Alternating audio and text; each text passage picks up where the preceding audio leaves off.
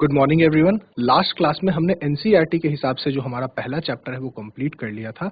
आज के क्लास में हम एनसीईआरटी के हिसाब से जो दूसरा चैप्टर है इलेक्ट्रोस्टैटिक्स यूनिट का ही ये भाग है, वैद्युत विभव एवं संधारित्र, इसको स्टार्ट करेंगे। तो आइए चलते हैं डिजिटल बोर्ड की तरफ। तो हमें आज पढ़ना है वैद्युत विभव, इलेक्ट्रिक पोटेंशियल,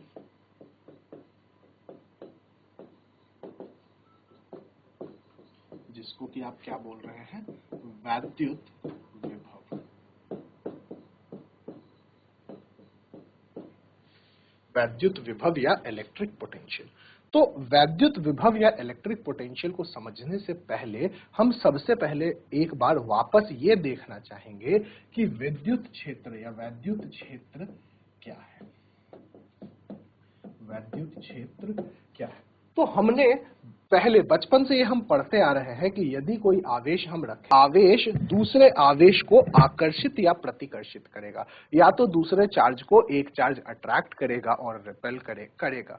लेकिन ऐसा नहीं है कि हम कहीं भी दो आवेशों को रख दे तो उनके बीच आकर्षण एवं प्रतिकर्षण बल लगे। मान लीजिए मैं अभी यहाँ पे देहरादून से क्लास ले रहा हूँ, तो देहरादून में मैंने एक आवेश रखा और दूसरा हमने कहीं दूसरे जगह, मान लीजिए हमने रुद्रप्रयाग में एक आवेश रख दिया, तो क्या इन दो आवेशों के बीच में भी आकर्षण और प्रतिकर्षण बल लगेगा? तो नहीं, इन दो आवेशों के बीच आकर्षण और प्रतिकर्षण बल नहीं लगेगा। क्यों नहीं लगेगा? क्योंकि आवेश आकर्षण और प्रतिकर्षण बल मात्र अपने वैद्युत क्षेत्र तक ही लगा सकते हैं। आवेश जो आकर्षण या प्रतिकर्षण बल लगाएंगे वो मात्र कहां तक लगा सकते हैं? अपने वैद्युत क्षेत्र। एक क्षेत्र होता है जहां तक कि आवेशों का आकर्षण एवं प्रतिकर्षण काम कर सकता है, उस क्षेत्र को हम क्या बोलते हैं? वैद्युत क्षेत्र। इस वैद्युत क्षेत्र की पढ़ाई के लिए हम तीन राशियों की मदद लेते हैं, तीन भौतिक राशियों की मदद लेते हैं, जिसमें सबसे पहली राशि को हम बोलते हैं वैद्युत क्षेत्र तीव्रता, जो कि हमने पढ़ रखा है पहले चैप्टर में, वैद्युत क्षेत्र तीव्रता। दूसरी जो राशि जो हमने पहले ही पढ़ रखा है पहले चैप्टर में, वो है आपकी वैद्युत क्षेत्र तीव्रता। दूसरी जो चीज हमने पहले ही चैप्टर में पढ़ रखी है वो हमने पढ़ रखी है वैद्युत क्षेत्र रेखाएं, जिसको कि आप इलेक्ट्रिक फील्ड लाइंस भी बोलते हैं, वैद्युत क्षेत्र रेखाएं। और अब हमें यहां पढ़ना है वैद्युत विभव। तो वैद्युत विभव भी एक राशि है जो कि हमें किसके बारे में बतलाएगी? जो कि हमें वैद्युत क्षेत्र के बारे में बतलाएगी। ठीक है, ये जो राशि थी वो सदिश राशि थी और वैद्युत विभव जो है वह एक अदिश राशि है जो कि हमें वैद्युत क्षेत्र के बारे में बतलाता है। तो वैद्युत क्षेत्र की पढ़ाई के लिए ही हमें तीन भौतिक राशियां लेनी है, वैद्युत क्षेत्र तीव्रता, वैद्युत क्षेत्र रेखाएं एवं वैद्युत विभव, जिसमें से कि वैद्युत क्षेत्र तीव्रता और वैद्युत क्षेत्र रेखाएं हमने पढ़ रखा है पहले की क्लासों में। तो आज हमें शुरुआत करनी है वैद्युत विभव से, इलेक्ट्रिक पोटेंशियल से। तो इलेक्ट्रिक पोटेंशियल हमें क्या बतलाएगा? इलेक्ट्रिक पोटेंशियल हमें कहीं ना कहीं किसी आवेश के वैद्युत क्षेत्र के बारे में बतलाएगा। तो देखते हैं कैसे बतलाएगा वैद्युत क्षेत्र के बारे में। तो मान लेते हैं हमने यहां पर एक आवेश रख लिया प्लस Q, ये आवेश यहां पे हमने रख लिया, और अनंत से एक आवेश Q0 को, Q0 अभी कहां है? अनंत पर, इंफिनिटी पर है, अनंत पर लिख सकते हैं हम इसे। Q0 जो है वो इंफिनिटी पर है, तो Q0 को आपने क्या किया? यहां से लाने की कोशिश की। ठीक है, तो जब Q0 अनंत पर था तो Q की जो वैद्युत क्षेत्र है वो Q की वैद्युत क्षेत्र Q0 तक नहीं थी। Q0 अनंत पर था, तब क्या है? Q की वैद्युत क्षेत्र वहां पर नहीं थी, तो इस Q0 को यहां से यहां लाने में कोई भी कार्य नहीं करना पड़ा। क्यों नहीं करना पड़ा? क्योंकि यहां पे वैद्युत क्षेत्र नहीं है। लेकिन मान लीजिए जैसे ही आप यहां बिंदु A पर पहुंचे, इस Q की वैद्युत क्षेत्र यहां पर है, तो इस A पर क्या लगेगा? इस A पर मान लेते हैं कि दोनों धन आवेशित हैं, तो इस A पर एक प्रतिकर्षण बल लगेगा इसके विस्थापन के विपरीत दिशा में। एक प्रतिकर्षण बल लगेगा किसमें, इसके विस्थापन के विपरीत दिशा में। और अब इसे यहां से यहां लाने में हमें क्या करना पड़ेगा, कुछ कार्य करना पड़ेगा। मान लीजिए ए से बी विस्थापित करने में हमने एक छोटी दूरी dx तय की। ए से बी आवेश को विस्थापित करने के दौरान हमने क्या करा, हमने एक छोटी दूरी dx को क्या किया, dx तय किए। तो जो कार्य होगा छोटी दूरी के लिए, छोटा कार्य dw जो होगा वो बल गुने विस्थापन, वो क्या होगा, बल गुने विस्थापन। अगर यहां पे ध्यान दे तो एक माइनस साइन भी आएगा, क्योंकि बल और विस्थापन की जो दिशा है वो विपरीत है। क्या 11वीं क्लास में कार्य में हमने पढ़ा है कि कार्य जो है वो क्या हो सकता है, वो ऋणात्मक हो सकता है, धनात्मक हो सकता है एवं शून्य हो सकता है। तो ऋणात्मक कब होगा, जब बल और विस्थापन का दिशा क्या होगा, बल और विस्थापन की दिशा जो होगी वो आपस में विपरीत होगी। यदि हमें पूर्ण कार्य निकालना है तो हम इसे क्या करने, हम इसे इंटीग्रेट करने, और बल का जो सूत्र होगा वो होगा k q not pi x square into. बल कूलम्स के नियम से हमने लिखा k गुने Q1 गुने Q2 by are square. Q2 के जगह यहां मान Q नॉट रखा गया है और R के जगह पे यहां पे मान X रखा गया है। ठीक है, तो जैसे ही हमने ये सूत्र रख दिया, जैसे ही हमने ये सूत्र लिखा, तो हमें दिख पा रहा है कि K, Q और Q नॉट जो है वो कांस्टेंट है, नियत है। K का मान नहीं बदलेगा, जो Q हमने एक बार रख दिया जिसके कारण वैद्युत विभव निकालना है वो Q भी नहीं बदलेगा, और जो Q नॉट है जिसको हम क्या कर रहे हैं, एक जगह से दूसरे जगह विस्थापित कर रहे हैं, उसका मान भी नहीं बदलेगा।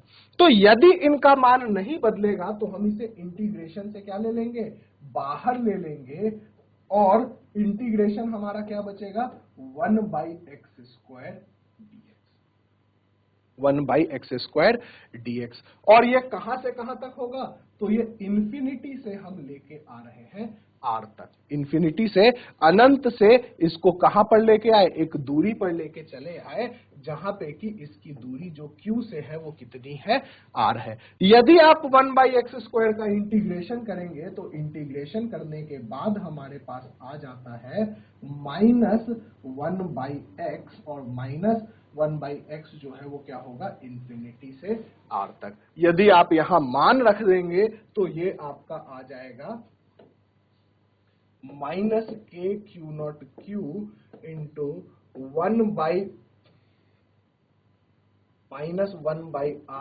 माइनस 1/इंफिनिटी, जो कि मान फाइनली आएगा k Q not by r, की 1/इंफिनिटी जो है वो क्या हो जाएगा, शून्य हो जाएगा। ये जो 1/इंफिनिटी का मान है, ये 1/इंफिनिटी का मान क्या हो जाएगा, शून्य हो जाएगा। तो ये जो अभी तक हमने निकाला, हमने कार्य निकाला, हमने ये क्या निकाला, कार्य निकाला। ये कार्य कौन सा कार्य है, एक आवेश को अनंत दूरी से लाना है, अनंत पर से लाना है, और कहां ले आके रख लेना है, तो आवेश कैपिटल Q से R दूरी पर रख लेना है। अब जो वैद्युत विभव होता है वो वैद्युत विभव होता है कार्य बटे आवेश। जिस आवेश को लाने में कार्य किया गया उस आवेश को क्या कर दें आप, भाग दे दें किसमें, कार्य में। तो यदि आप यहां पे भाग देंगे तो ये आएगा k Q not pi r, जो कि हमने किसका मान रख दिया, कार्य का, बटे Q नॉट से Q नॉट कैंसिल हो गया, तो विभव जो बचा वो विभव क्या बचा, KQ बटे R। मतलब यदि हम बात करें कि एक बिंदु आवेश के कारण विभव कितना है, तो विभव का मान है KQ बटे R, KQ बटे R। तो ये हमने क्या निकाला, बिंदु आवेश के कारण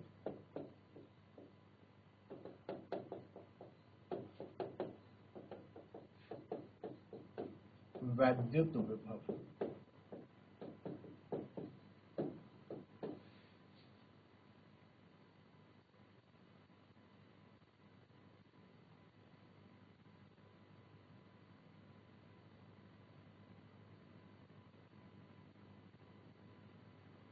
तो वैद्युत विभव के बारे में और भी कुछ अगर बातें करें तो वैद्युत विभव जो है वो एक अदिश राशि है।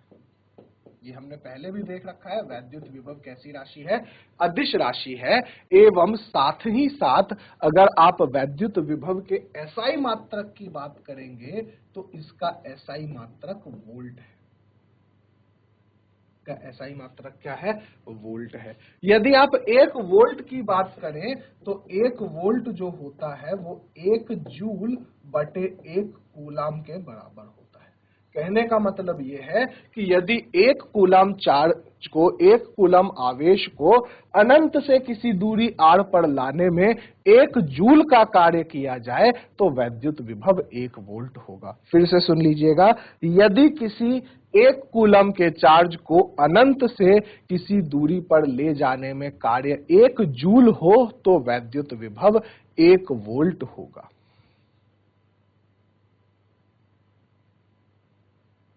तो ये हमारा वैद्युत विभव का सूत्र आ गया।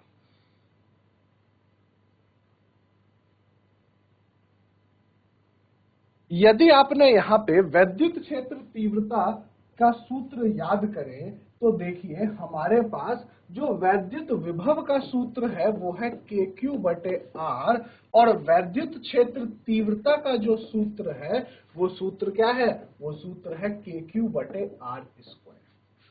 वैद्युत विभव का सूत्र KQ बटे R आया और वैद्युत क्षेत्र तीव्रता का जो सूत्र था वो KQ बटे R स्क्वायर आया। मतलब यहां पे ध्यान दीजिए कि यदि हम हम इसमें R गुना कर दें, मतलब हम क्या बोल रहे हैं, हम बोल रहे हैं E गुने R, और E गुने R का मतलब क्या है, KQ बटे R स्क्वायर गुने R, और R से यहाँ R कैंसिल हो गया तो क्या बचा, KQ बटे R। और KQ बटे R किसका मान है, तो KQ बटे R विभव का मान है। तो हमारे पास क्या गया, हमारे पास आ गया E गुने R बराबर, हमारे पास क्या गया, E गुने R बराबर V। इसको हम दूसरे तरीके से भी डिराइव कर सकते हैं, लेकिन ये जो है ये समझने में आसान है कि आप वैद्युत क्षेत्र तीव्रता में यदि दूरी गुना कर देंगे तो आपके पास क्या आ जाएगा, आपके पास वैद्युत विभव आ जाएगा। यहां से वैद्युत विभव, देखिए वैद्युत विभव क्या हो गया, E गुने R। यहां से अगर आप वैद्युत विभव का दूसरा मात्रक निकालना चाहेंगे तो E का मात्रक होता है न्यूटन प्रति कूलम और इसका मात्रक होता है मीटर, तो ये हो जाएगा न्यूटन मीटर प्रति कूलम। तो ये V का क्या हो गया, एक और मात्रक हो गया न्यूटन मीटर प्रति कूलम।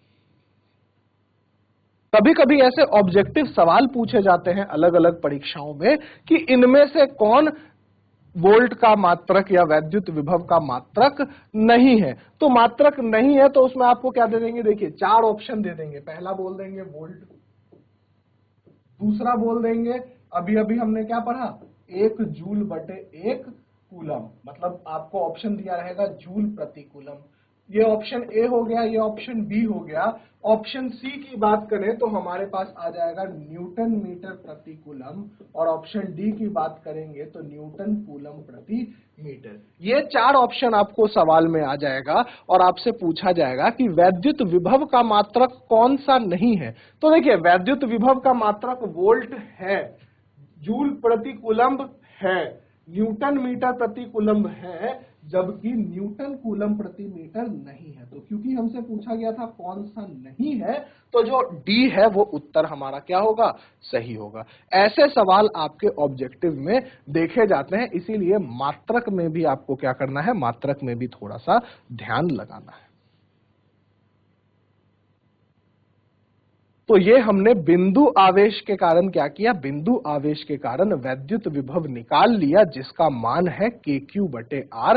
एसआई मात्रक हम क्या बोल रहे हैं, जूल प्रति कूलम या फिर न्यूटन मीटर प्रति कूलम या फिर वोल्ट, ये इनके एसआई मात्रक है।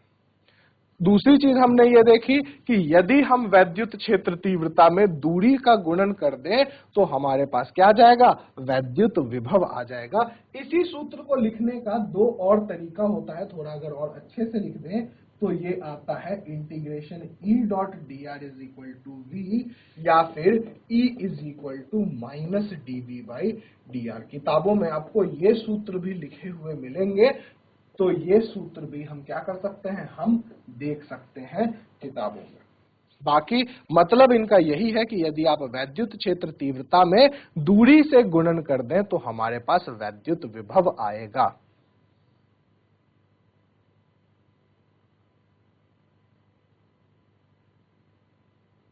वापस से हम आगे बढ़ते हैं कि जो वैद्युत विभव है वो वैद्युत विभव हमारे लिए उतना ज्यादा इंपॉर्टेंट नहीं होता है। हम इस चीज में इंटरेस्टेड नहीं होते हैं कि किसी आवेश के कारण वैद्युत विभव क्या है। हम दो बिंदुओं के बीच विभवांतर निकालने में ज्यादा इंटरेस्टेड होते हैं। क्या बोल रहे हैं, विभवांतर। और विभवांतर को हम इंग्लिश में क्या बोलते हैं, विभवांतर को हम पोटेंशियल डिफरेंस बोलते हैं। तो विभवांतर है क्या, विभवांतर जो है वो दो बिंदुओं के बीच के विभव का अंतर है। मान लीजिए आपने यहाँ एक ए पॉइंट को अज्यूम किया और यहाँ पे आपने एक पॉइंट बी को अज्यूम किया। यहाँ पे जो आपका विभव है वो VA है और यहाँ पे जो आपका विभव है वो VB है। तो यहाँ पे जो विभवांतर VAB होगा, VAB को हम क्या बोल रहे हैं, विभवांतर होगा, वो मॉड VA माइनस VB होगा। मॉड लगा लेते हैं हम जनरली ताकि हमें माइनस और प्लस साइन में दिक्कत ना हो। तो विभवांतर जो है वो क्या होगा, मॉड VA माइनस VB होगा। विभवांतर का भी जो है SI मात्रक वोल्ट ही होता है। और यदि आप इसका भी सूत्र लिखना चाहें तो ये A से B में ले जाने में जो कार्य होगा बटे Q0 के बराबर होगा। तो विभवांतर में कोई भी अंतर नहीं है, विभव और विभवांतर समान ही है। सिर्फ विभव जब हम निकालते हैं तो आवेश को अनंत से किसी बिंदु पर लेकर के जाते हैं, लेकिन जब हम क्या करते हैं, जब हम विभवांतर निकालते हैं तो आवेश को एक बिंदु A से दूसरी बिंदु B पर लेके जाते हैं। तो ये आपका क्या हो गया, ये विभवांतर हो गया। हम विभवांतर निकालने में इसलिए ज्यादा इंटरेस्टेड होते हैं क्योंकि विभवांतर से हमें ये पता चल पाता है कि आवेश यदि बहेगा, अगर आवेश का फ्लो होगा तो वो किस दिशा में होगा। यदि आवेश जाएगा तो विभवांतर से हम ये बतला सकते हैं कि A से B के तरफ जाएगा या B से A के तरफ जाएगा। अब जैसे कि हमने वैद्युत क्षेत्र तीव्रता निकाला था वैद्युत द्विध्रुव के कारण, वैसे ही हम क्या निकालेंगे, हम वैद्युत विभव भी निकालेंगे। किसके कारण, वैद्युत द्विध्रुव के कारण। तो आइए अगले टॉपिक पर बढ़ते हैं, वैद्युत द्विध्रुव के अक्षीय बिंदु पर विभव। वैद्युत द्विध्रुव के अक्षीय बिंदु पर विभव। वैद्युत द्विध्रुव के अक्षीय बिंदु पर विभव। तो अक्षीय बिंदु आप सभी को पता है कि यदि आप वैद्युत द्विध्रुव लें तो यहाँ पे एक आवेश -q और यहाँ पे एक आवेश +q, ये इसका अक्ष है। अक्ष को बाहर निकाल के हम क्या कर दें, पॉइंट P मान लें। यहाँ पे इसके केंद्र को O माने, -q से O की दूरी को आप L मान सकते हैं और O से +q की दूरी को आप L मान सकते हैं। और हमने माना कि O से P तक जो दूरी है वो क्या है, R है।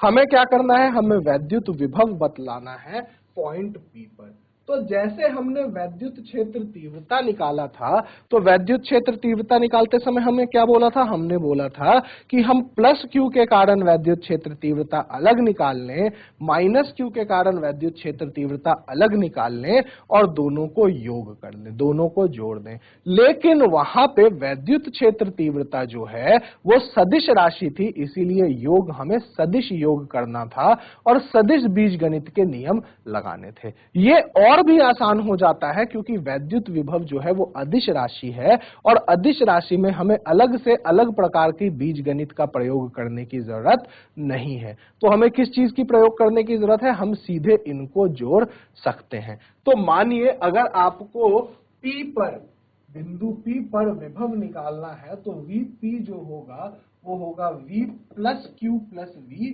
Minus Q। जो P पर क्या होगा, विभव होगा प्लस Q के कारण, उसमें आपको जोड़ देना है विभव किसके कारण, माइनस Q के कारण। प्लस Q और माइनस Q दोनों ही बिंदु आवेश हैं, तो अभी अभी जो हमने सूत्र पढ़ा है KQ बटे R, वो KQ बटे R सूत्र यहां लगाया जा सकता है। तो V प्लस Q में आप लिख सकते हैं KQ बटे R का मान देखें तो ये प्लस Q से ये जो बिंदु है वो कितनी दूरी पर है, वो R माइनस L दूरी पर है। तो आप यहाँ क्या लिख देंगे, R माइनस L।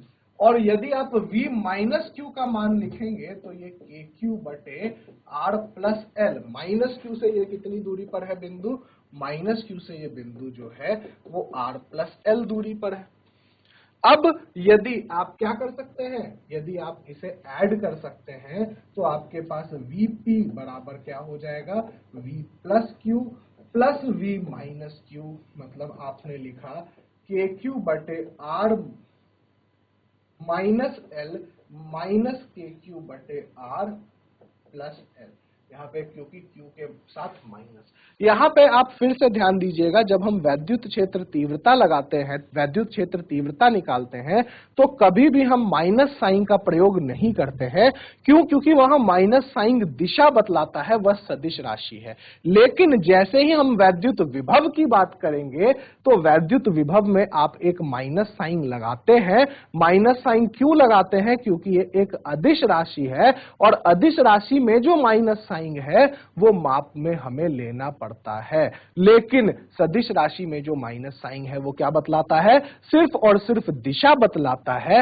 इस कारणवश आपको क्या करना है, इस कारणवश आपको यहां पे वैद्युत विभव में माइनस साइन हमेशा लगाना है। इस बात की ध्यान रखनी है कि माइनस साइन कभी भी अदिश राशि हो तो माइनस साइन लगाना है, सदिश राशि हो तो माइनस साइन को हम क्या कर देते हैं, नहीं लगाते हैं। इसलिए नहीं लगाते हैं क्योंकि वहां माइनस साइन जो है वो दिशा निर्धारण के लिए इस्तेमाल किया जाता है। जैसे आप कभी भी बल निकालेंगे तो बल में आप माइनस साइन का प्रयोग नहीं करते हैं। क्यों, क्योंकि बल में माइनस साइन जो है वो यह बतलाने के लिए होता है कि बल आकर्षण हो रहा है या प्रतिकर्षण हो रहा है।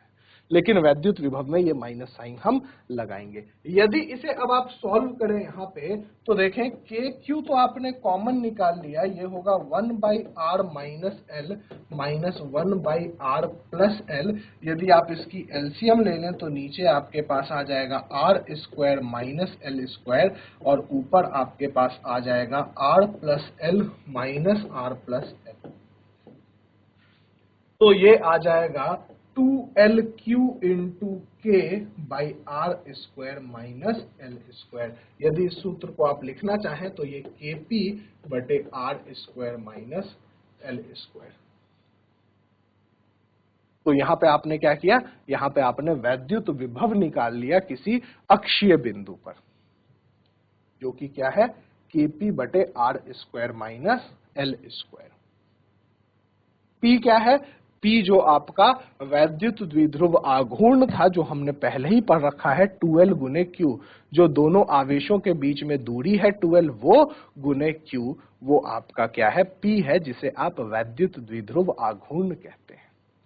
यहां पर क्योंकि ये अदिश राशि है तो P पर वेक्टर लगाने का कोई भी जरूरत नहीं है। हम वेक्टर यहां पर नहीं लगाएंगे। क्यों, क्योंकि ये क्या है, यह एक अदिश राशि है। तो यहां पर वेक्टर का साइन लगाने का जरूरत हमें नहीं है।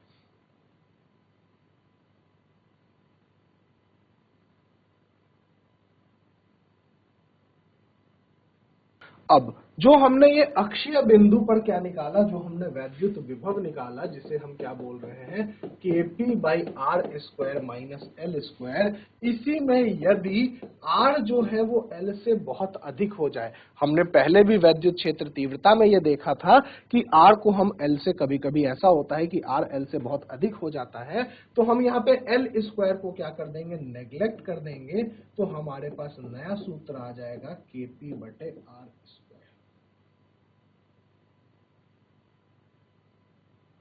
लेकिन ध्यान रखना है कि Kp बटे आर स्क्वायर जो सूत्र है वो हम तभी लगा पाएंगे जब क्या होगा, जब R L से बहुत ज्यादा होगा।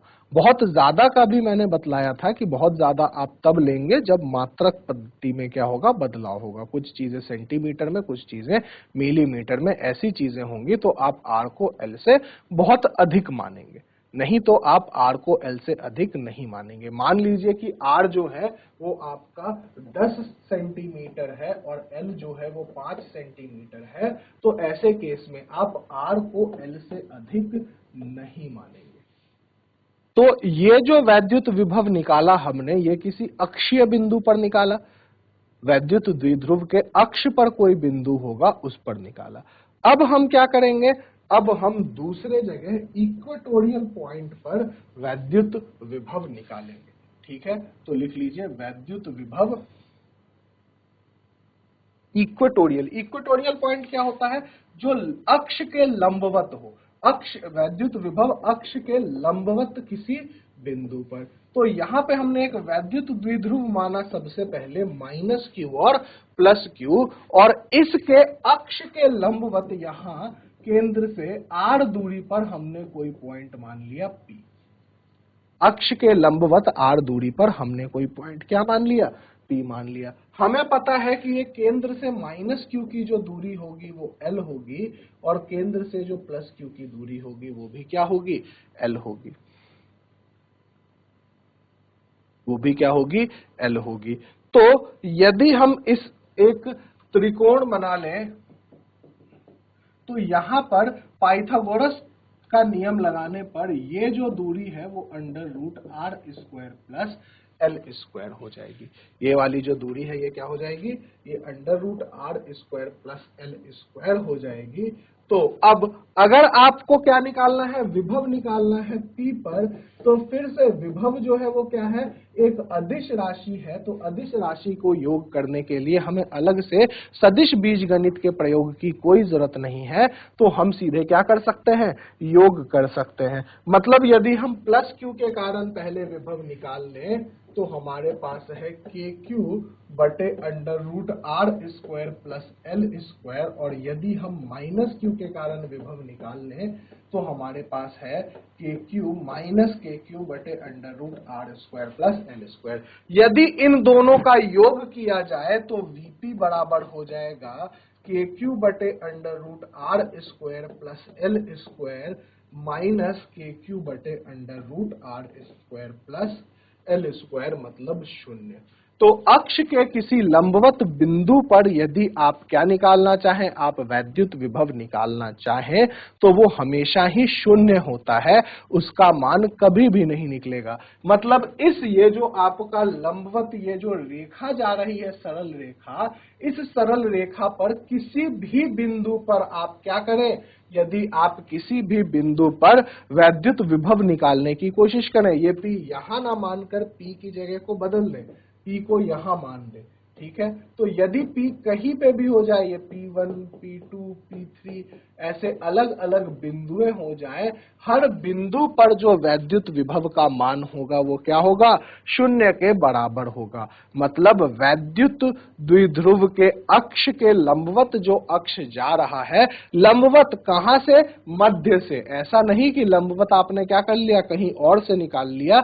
लंबवत कहां से, अक्ष से यदि लंबवत जा रहा हो तो आपके पास क्या होगा, आपके पास वैद्युत विभव का मान हमेशा 0 ही होगा।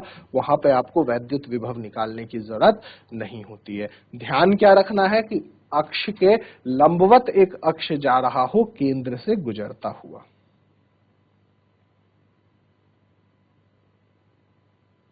तो जैसे हमने इन दो बिंदुओं पर वैद्युत क्षेत्र तीव्रता निकाला, वैसे ही हमने क्या किया, इन बिंदुओं पर वैद्युत विभव भी निकाल लिया।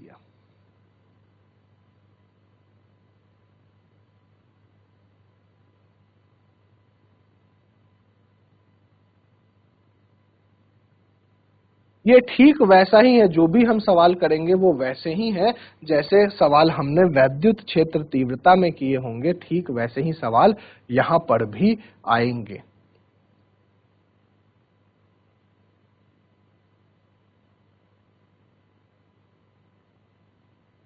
तो चलिए एक प्रश्न करते हैं वैद्युत विभव पर कि यदि कोई त्रिकोण है,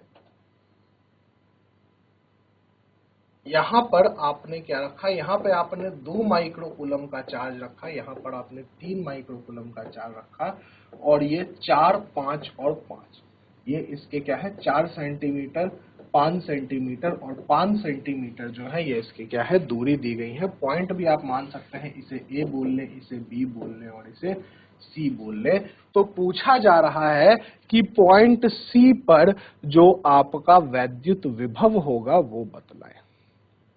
पॉइंट सी पर जो वैद्युत विभव होगा वो बतलाएं।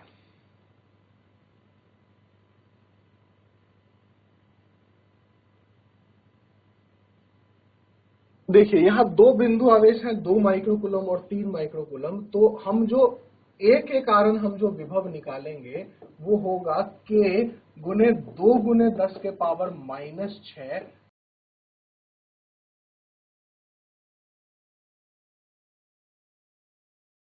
जीआईसी काला डोंगी से उत्तर आया है 43.2 वोल्ट।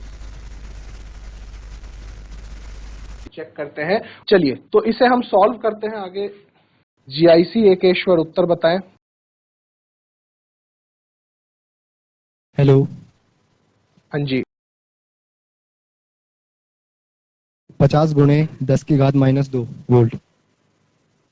50 गुने 10 की पावर -2 वोल्ट, ये आपका जीआईसी एकेश्वर से उत्तर आया है। अभी हम चेक करते हैं।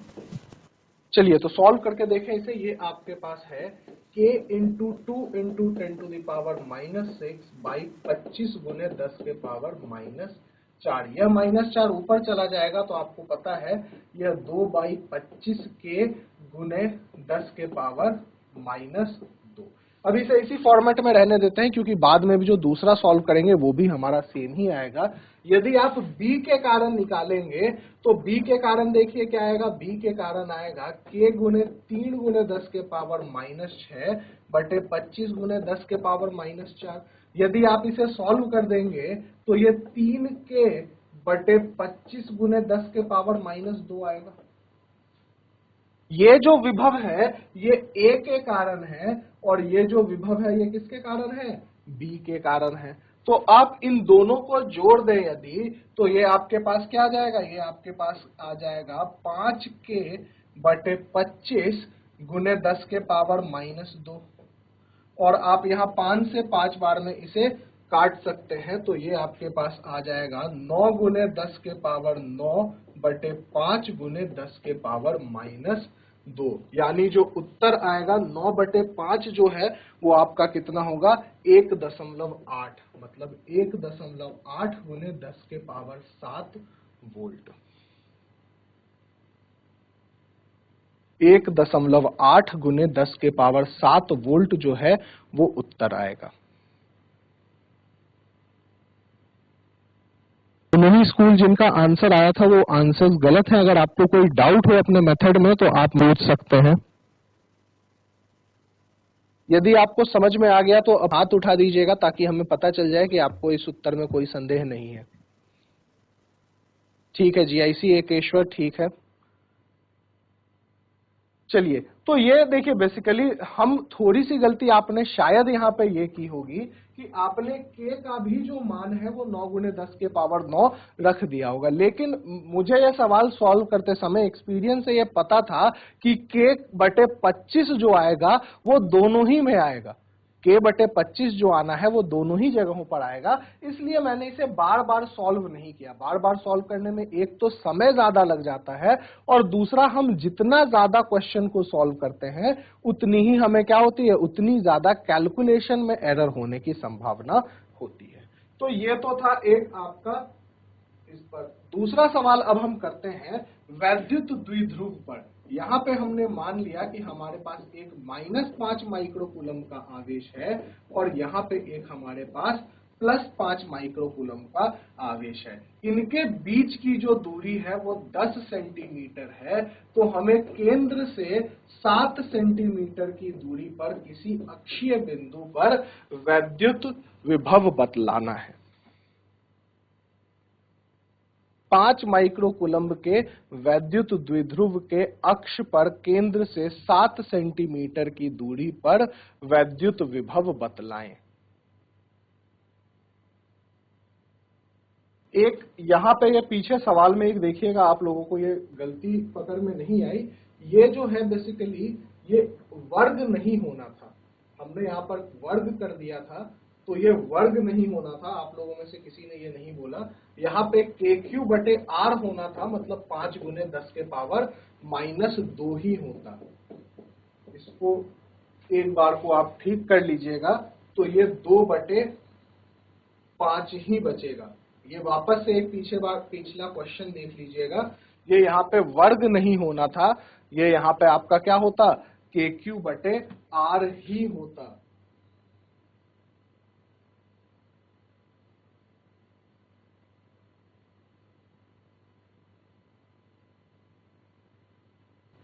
हालांकि फिर भी आप लोगों का जो जवाब था वो गलत था, लेकिन इस पे ध्यान दीजिएगा, ये वर्ग नहीं होना था। इसे एक सही कर लीजिएगा, ये वर्ग नहीं होना था। अगला जो हमने क्वेश्चन करना है वो क्या है, आपके पास यहाँ पे -5 माइक्रोकूलम और ये +5 माइक्रोकूलम, और इनके बीच की दूरी आपको दी हुई है 10 सेंटीमीटर। केंद्र से 7 सेंटीमीटर की दूरी पर आपको क्या करना है, किसी बिंदु P पर वैद्युत विभव बतलाना है। इसका उत्तर यदि आपका आ जाए तो आप चैट सेक्शन में बतला सकते हैं।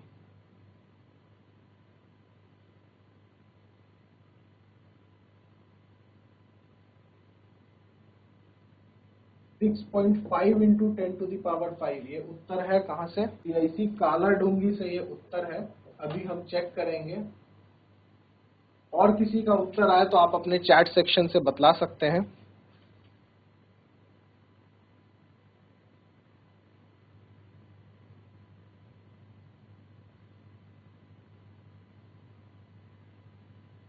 चलिए, तो यदि आपको देखना है तो आप यहाँ पे देख सकते हैं कि हम डायरेक्ट सूत्र लगाएंगे KP बटे R²।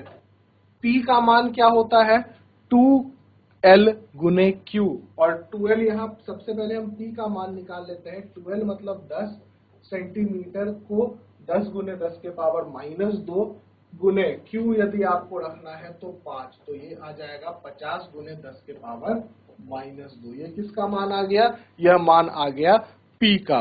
तो आप इसमें वैल्यू रख दें तो 9 गुने 10 के पावर 9 गुने P का मान कितना है, 50 गुने 10 के पावर -2। 5 माइक्रोकूलम भी था, तो यहाँ पे 10 के पावर -6 भी गुना करना पड़ेगा आपको, तो ये 10 के पावर -6 एक और हमने गुना कर दिया बटे R²। ये जो R का मान है ये क्या है, 7 सेंटीमीटर है। ये जो R का मान है वो क्या है, 7 सेंटीमीटर है। लेकिन फिर से देखिएगा, यहाँ पे R और L जो है वो क्या है, R और L लगभग समांतर है। R का मान कितना है, R का मान है आपके पास, देखिए R का मान यहाँ पर है 7 सेंटीमीटर और L का मान है 5 सेंटीमीटर। तो हमें ये सूत्र लगाना होगा, ना ही कि ये सूत्र लगाना होगा। थोड़ा सा आंसर में बदलाव आएगा, तो यहाँ पे आप क्या कर देंगे, KP by R² minus L² रख देंगे, और R का स्क्वायर यदि आप ले तो 7 गुने 10 के पावर -2 का वर्ग माइनस 5 गुने 10 के पावर -2 का वर्ग। ये चीज ध्यान देना बहुत जरूरी है कि हमें KP बटे R² वाला सूत्र लगाना है या KP बटे R² माइनस L² वाला सूत्र लगाना है, क्योंकि दोनों में ही आपका क्या होगा, दोनों में ही जो उत्तर है उस उत्तर में थोड़ा बहुत बदलाव होगा, जो बदलाव आपका क्या कर सकता है, क्वेश्चन गलत करवा सकता है। तो देखिए, सबसे पहले ऊपर के पावर सॉल्व करते हैं। यहाँ 9 है, 9 में से 2 गया 7 बचा, और 7 में से 6 गया 1 बचा, मतलब ये बच गया 9 गुने 50 गुने 10 बटे, नीचे आ जाए तो ये 49 होगा माइनस 25 होगा गुने 10 के पावर -4 होगा। तो ऊपर आपका कितना आ गया, ऊपर आपका आ रहा है 4500 बटे नीचे जो है आपका क्या है 24 गुने 10 के पावर माइनस 4।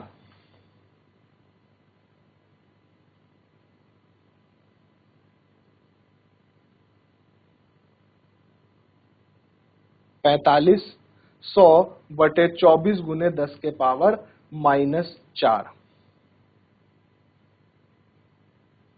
जीआईसी काला डूंगी का जो उत्तर आया था शायद उन्होंने सूत्र केपी बटे आर स्क्वायर लगा दिया था, जो कि हमें यहाँ पर नहीं लगाना था, माइनस एल स्क्वायर करना जरूरी था। इस कारण से जो काला डूंगी का उत्तर आ रहा है वो थोड़ा अलग आ रहा है। तो ये चीज यहां पर भी और विद्युत क्षेत्र तीव्रता में भी ध्यान देना बहुत जरूरी होता है कि हमें एल वाले चीज को नेग्लेक्ट करना है या नहीं करना है।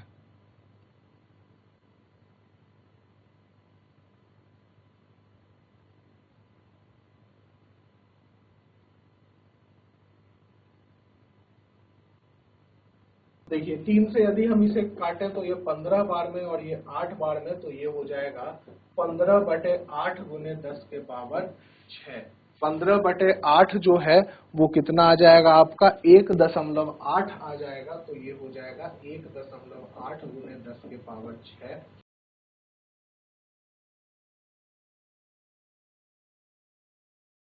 इस प्रश्न में यदि किसी को भी कोई दिक्कत है तो आप पूछ सकते हैं।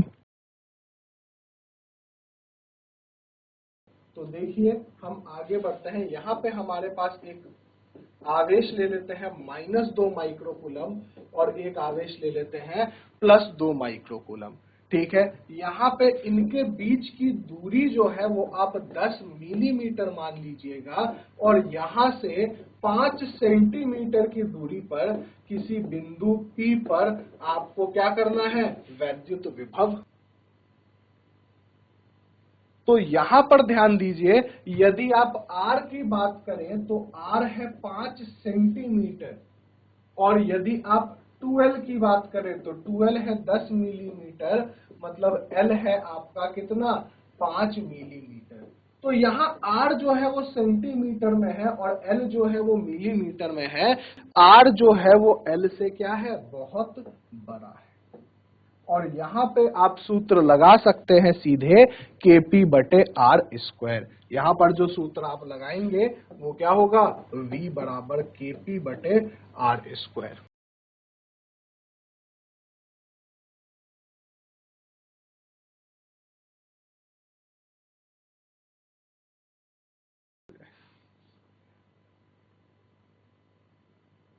सूत्र में सारे वैल्यूज रखें और जिनका आंसर आ रहा है वो आंसर चैट के माध्यम से बता दें।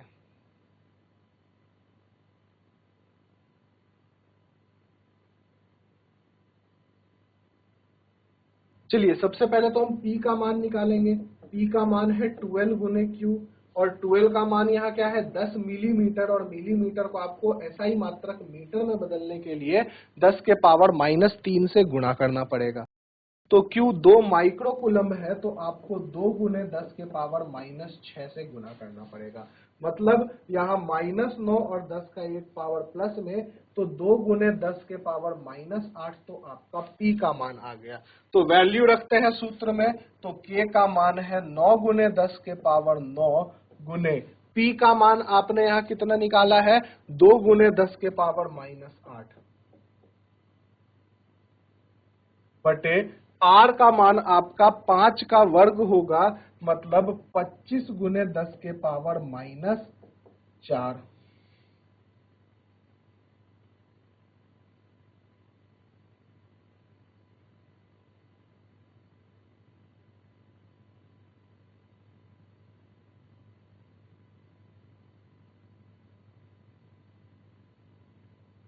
यहाँ यदि आप देखें इसे तो ये जो बचेगा वो बचेगा 18 गुने 10 बटे 25 गुने 10 के पावर -4। इसे और सॉल्व करें, 5 से ये 5 बार में जाएगा, 5 से ये 2 बार में जाएगा, तो यहाँ 36 बटे 5 गुने 10 के पावर 4, ये 10 के पावर -4 ऊपर जाकर के क्या हो जाएगा 10 के पावर +4 हो जाएगा और 36 बटे 5 को यदि आप देखेंगे तो 7.2 गुने 10 के पावर 4 वोल्ट इसका उत्तर होगा। तो ध्यान ये रखना है कि कहां पे आप Kp बटे आर स्क्वायर लगा रहे हैं और कहां पे आप सूत्र Kp बटे R square minus L square लगा रहे हैं।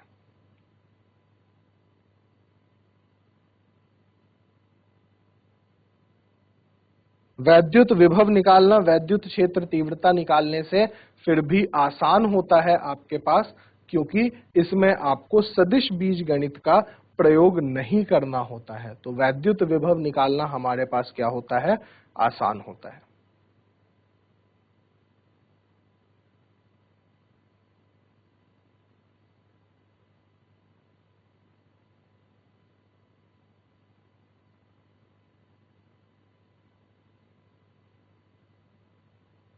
इसी प्रश्न के साथ आज के क्लास को हम खत्म करेंगे।